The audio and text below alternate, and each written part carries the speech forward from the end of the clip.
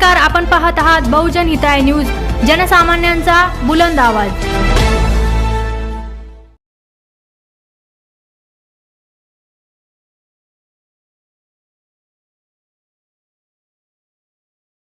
भारत माता की जय। भारत की जय। भारत माता की जय। वंदे मातरम।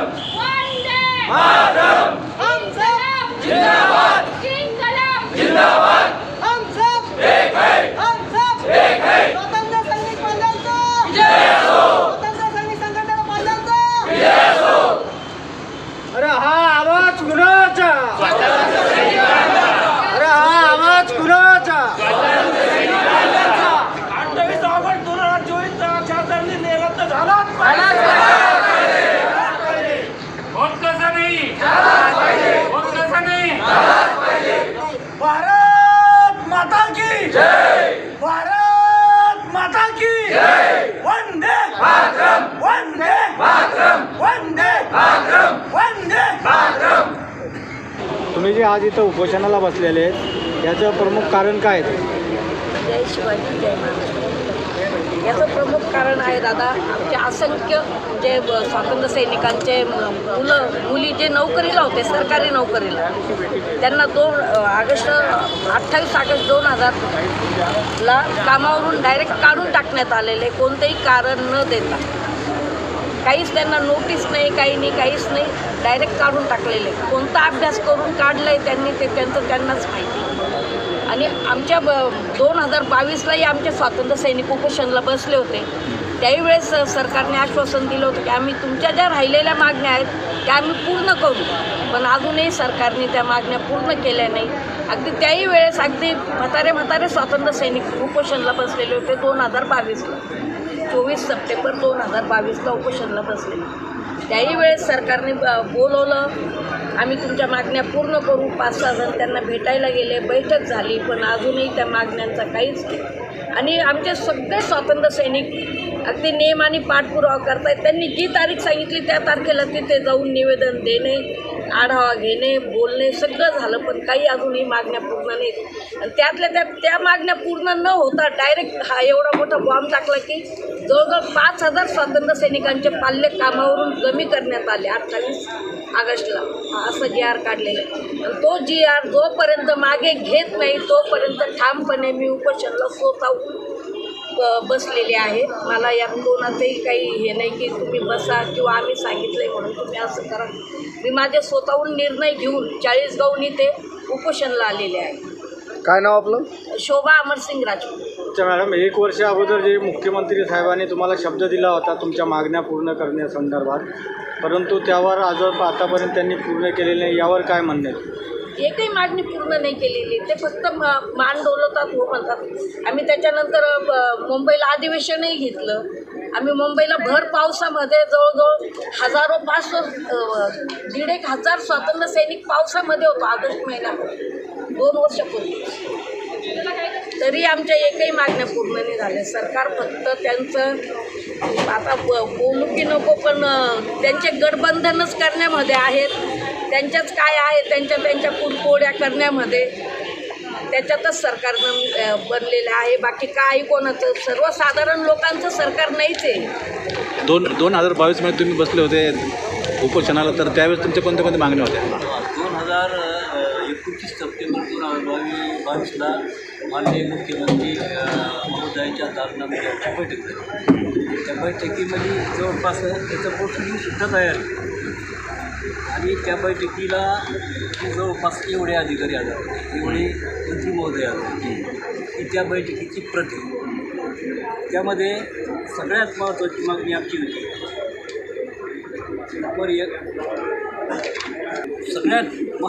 नंबर 1 मागणी आमची अशी होती, मुद्दा क्रमांक 1, स्वातंत्र्य सैनिकाच्या नामनिर्देशित पाल्याच्या नियुक्तीसंबंधी असलेला शासन निर्णय दिनांक 4 मार्च 1991च्या निर्णयाची प्रभावी अंमलबजावणी करावी। तिथं मात्र शासनाला ती प्रभावी अंमलबजावणी करण्याचं बाजूलाच ठेवलं। जवळपास कमी जास्त 3000 कर्मचाऱ्यांसाठी म्हणजे कर्मचारी भरतीसाठी थेट भरतीसाठी आम्ही प्रयत्न करत होतो बरेच दिवसापासून. तर ते तर बाजूलाच राहिलं, पण 5,000 कर्मचारी 28 ऑगस्ट 2024ला एक निर्णय घेतला आणि ते कमी केले. म्हणजे आम्हाला मदत करायची जी कुठेतरी काहीतरी सरकारला केली पाहिजे होती अशी अपेक्षा होती आम्हाला. त्याचं प्रोसिडिंग तयार झालं. विशेष म्हणजे मुख्यमंत्री महोदयाला पॉझिटिव्ह थिंकिंगना अधिकाऱ्यांना सूचना द्यायला स्पष्ट माननीय मुख्यमंत्री महोदयानं स्पष्ट सूचना दिल्या. या लोकांचा खूप मोठा त्याग आहे, या लोकांच्या मुळं तुम्ही आम्ही खुर्चीवर आहे अशा प्रकारचं स्पष्ट माननीय मुख्यमंत्री महोदय त्या बैठकीमध्ये म्हटले आणि अधिकाऱ्याला म्हटले, मी जे 4-5-6 पॉईंट देतो ते सर्व पॉझिटिव्ह थिंकिंगला किती महिन्याच्या आत मला सादर करता. तर याला कालावधी घेतला होता त्यांनी, याला 5 महिने, तर जवळपास आता 2 वर्ष झाली. म्हणजे मदत तर केलीच नाही.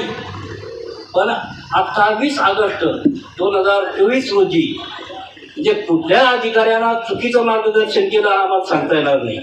खरं म्हटलं तर मी आजही सुद्धा आशावादी आहे. आजही सुद्धा माननीय मुख्यमंत्री महोदयाला सर्वोच्च न्यायालयाचा एक मार्गदर्शन तत्वाचं काहीतरी अशा प्रकारचं थेट नियुक्ती देता येत नाही.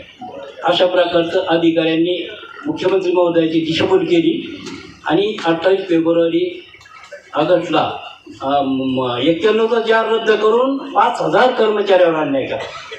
आता आज मितीला आमचं असं म्हणणं आहे की तो 91चा जार प्रभावीपणे राबवा आणि 28 ऑगस्ट रोजी जो निर्णय घेतला, 24 रोजी जो निर्णय घेतला तो तात्काळ रद्द करा.